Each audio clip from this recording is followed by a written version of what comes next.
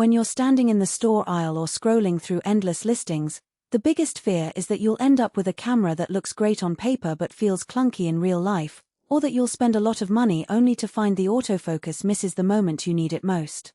That hesitation is real, and it's why I'm going to walk through the Nikon Z5 II the way a photographer would think about it: how it behaves on a rainy street, how it holds up during a weekend road trip, and whether the bundle you see on Amazon actually saves you time and money.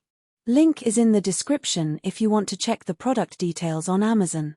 First off, the Z5 II is positioned as a full-frame mirrorless that aims to be the trustworthy tool for your creative journey. It's not marketed as a flagship, but rather as a solid step up from entry-level bodies. The 24.5 megapixel BSI sensor paired with the EXPEED 7 processor gives you the kind of image quality that can hold its own against many APS-C cameras, especially when you're shooting in mixed lighting. What matters most, though, is how that hardware translates into everyday confidence. Autofocus is where the Z5 II shows its lineage. Nikon lifted the core of the Z9's deep learning algorithms and applied them to this body, so the on-sensor phase detect points are more reliable than the older Z5. In my tests on a city street at dusk, the camera locked onto moving cyclists within half a second, and the subject remained sharp even when I panned to follow. That speed is not just a numbers game, it's the difference between catching a decisive moment and watching it slip away. If you're the type who shoots street scenes, kids at play, or quick-moving sports at an amateur level, that confidence can make the Z5 II feel like an extension of your eye. Low-light performance is another practical checkpoint. The BSI sensor architecture gathers light more efficiently, and combined with the native ISO range that comfortably climbs to 51,200, you can get usable shots in dimly lit venues without cranking up the gain and ending up with grainy images.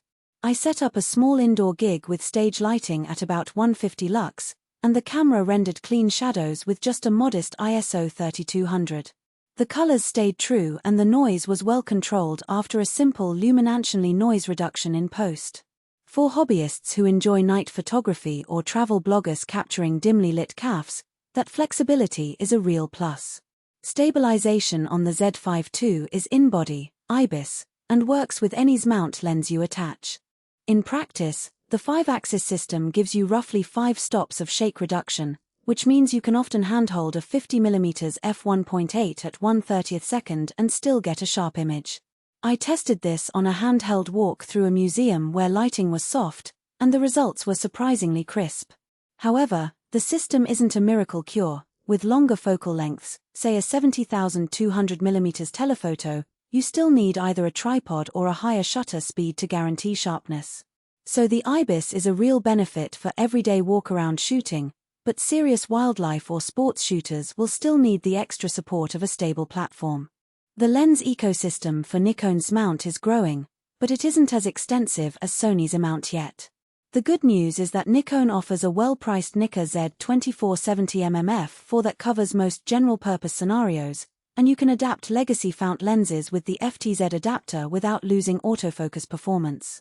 For a beginner or someone transitioning from a DSLR, that adaptability eases the learning curve and protects your existing glass investment. On the flip side, if you were hoping to get a wide-angle ultra-fast prime right out of the box, you'll need to budget for an additional lens, which nudges the overall cost upward. Menu navigation on the Z5 II feels familiar to anyone who has used a Nikon DSLR, but with the added benefit of a touchscreen that lets you swipe through settings without digging into the button maze. I found the quick menu on the rear screen particularly handy when I needed to toggle ISO or white balance on a quick shoot.